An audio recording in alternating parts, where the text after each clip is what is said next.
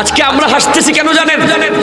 আমরা হাসতেছি কারণ আমরা ইউহিব্বুনাদ দুনিয়া ওয়া ইয়ানসাউনাল আখিরা। আমরা দুনিয়াকে ভালোবাসতে বাসতে বাসতে বাসতে কবরের কথা ভুলে গিয়েছি, কবর থেকে উঠার কথা ভুলে গিয়েছি। আমরা কোরআনের ওই আয়াতকে ভুলে গিয়েছি, কুনতুম আমওয়াতান ফাআহইয়াকুম সুম্মা ইউমীতুকুম সুম্মা ইউহয়ীকুম সুম্মা ইলাইহি তুরজাউন। আমাকে যে একটা অন্ধকার ঘরে যেতে হবে, আমার জন্য যে একটা ঘর অপেক্ষা করছে, যেটা বটগাছতলে হতে পারে, যেটা নদীর ধারে হতে পারে, যেটা অত্যন্ত গহীন পাহাড়ের পাদদেশে হতে পারে, যেটা আমাদের পুকুরের পারে হতে পারে, যেখানে কেউ নাই।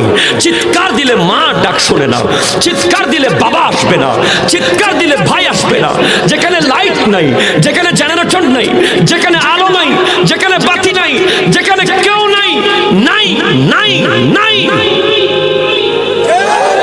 কথা বলেন না, ঠিক কিনা? আমরা টোটালি ভুলে যাই, কারণ দুনিয়া। কারণ কি বলেন না? কি বলেন না? আমি আপনাকে কবরের স্মরণ করালাম মাহফিল থেকে, কষ্ট করে আপনাকে কবরের দিকে নিয়ে গেলাম। আপনি বাইরে গিয়ে যখন ফেসবুক খুললেন, এসে গেল পুষ্পা। কথা বলেন না, ঠিক কিনা বলেন না? সাথে সাথে আপনি বলছেন একটু বাঁকা হয়ে হাঁটি। আপনি বাঁকা হয়ে হাঁটা শুরু করে দিলেন।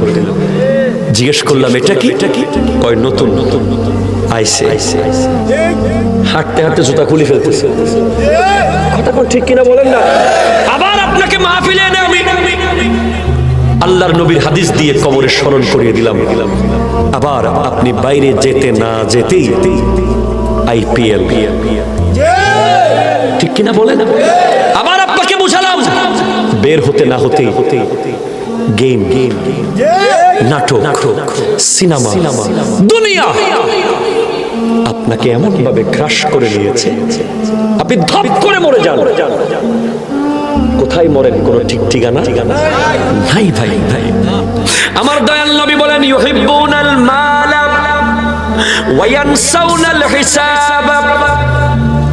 তারা এমন ভাবে সম্পদকে ভালোবাসবে, সম্পদকে ভালোবাসতে বাসতে বাসতে বাসতে হিসাব কিতাবের কথা ভুলে যাবে, ঠিক কিনা বলেন না?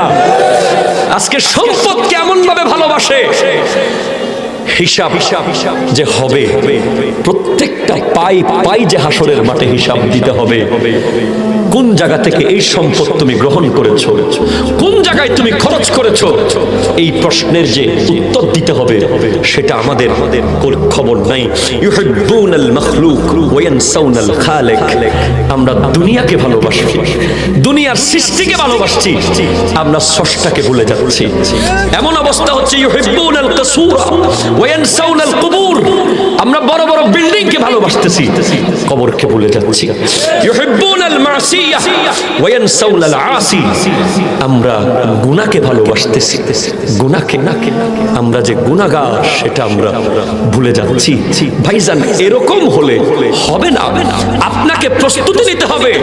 আপনাকে দুনিয়া যদি ঘাস করে ফেলে, আপনার সার্টিফিকেট ছেঁড়া হয়ে যাবে, আর জাহান্নামের ফেরেশতা আপনাকে নিতে আসবে। আপনার রুটা কবজ হবে কিরকম জানেন?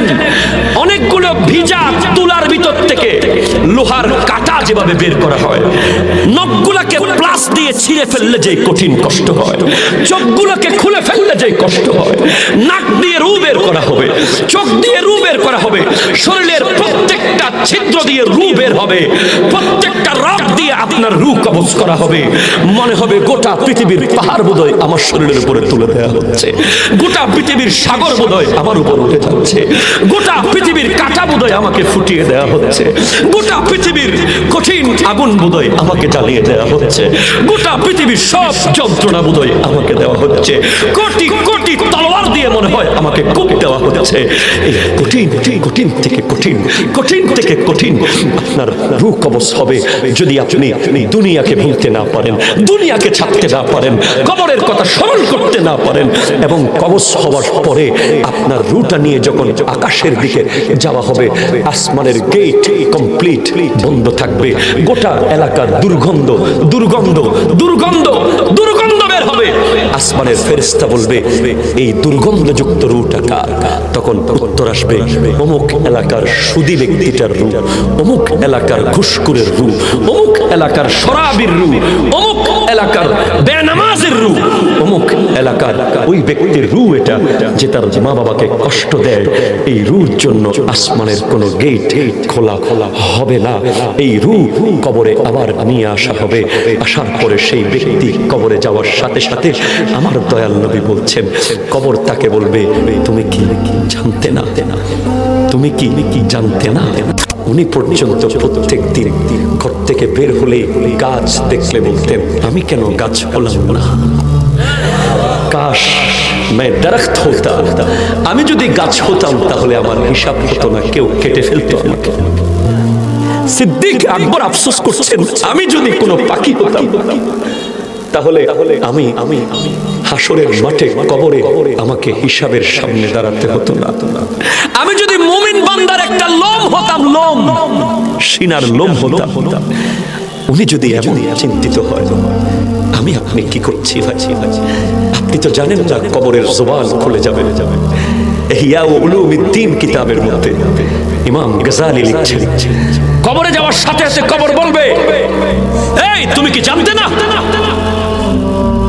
আমি অন্ধকার ঘর, আমি আগুনের ঘর? তোমাকে কি কেউ বলে নাই? তোমাকে বলে নাই কেউ? হাদিসে পাকে আসছে, তোমার পরিবার যখন তোমাকে দাফন করে চলে যাবে, তোমার পরিবারের মানুষগুলোর পায়ের আওয়াজ তুমি সেদিন পাবে। লা ইয়াসমাউ কারআ নিআলিহিম, তাদের পায়ের আওয়াজ, জুতার আওয়াজ তুমি পাবে। তোমার শ্রবণ শক্তি এত বেশি বেড়ে যাবে সেখানে। তখন তুমি সম্মুখীন হবে সেই প্রশ্নগুলো, যে প্রশ্নগুলোর জন্য বারবার তোমাকে এখানে প্রিপারেশন প্রিপেয়ার করার চেষ্টা উলামায়ে কেরাম চালিয়ে যাচ্ছে। সেখানে তোমার ডান দিক আর বাম দিক থেকে আমার দয়াল নবী বলছেন এমন ভাবে চাপ দেওয়া হবে, তোমার ডানের হাতটি বামে আসবে, বামের হাতটি ডানে আসবে। আর তুমি যদি মুনাফিক হয়ে থাকো, তুমি সুদখোর, ঘুষখোর, জানাখোর, ব্যভিচারী, বেনামাজি হয়ে থাকো, 70টা সাপ থাকবে সেই কবরে। 70টা সাপ নাক দিয়ে ঢুকে মুখ দিয়ে বের হবে, মুখ দিয়ে ঢুকে পেট দিয়ে বের হবে। সেজন্য আমার নবী হুঁশিয়ার করে দিয়েছেন, ইয়া বাজার জাদ্দিদিস সাফিনাতা ফাইন্নাল বাহরা হামিকুম, ঈমানের তরিকে নবায়ন করো, সংস্কার করো। ওই সাগর অনেক গভীর, যেটা আটলান্টিক নয়, যেটা প্যাসিফিক নয়, যেটা তুমি কোনো জাহাজ দিয়ে পার হয়ে যাবে।